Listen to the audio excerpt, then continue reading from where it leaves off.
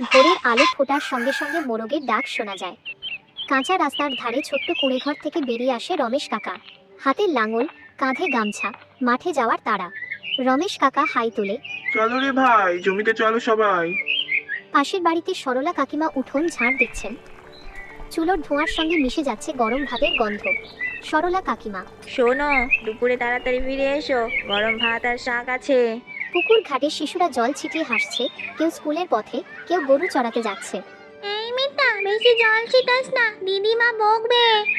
একটু খেললে কি হবে রে? দুপুরে রোদ মাথায় উঠলে সবাই একটু ছায়ায় বসে পান্তা ভাত খায়। শফিক চাচা, কষ্ট তো আছেই, তবে কি এই পান্তা ভাতের স্বাদ শহরে মিলবে নাকি? রমেশ কাকা মুচকি হেসে। ঠিক বলেছ, শান্তি তো এখানেই।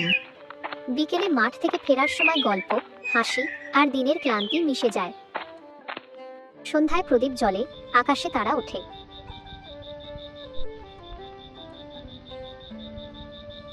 সরলা কাকিমা, শোনো, আমার রান্না প্রায় হয়ে এসেছে, তুমি হাত মুখ ধুয়ে খেতে বসো। রমেশ কাকা আকাশের দিকে তাকিয়ে।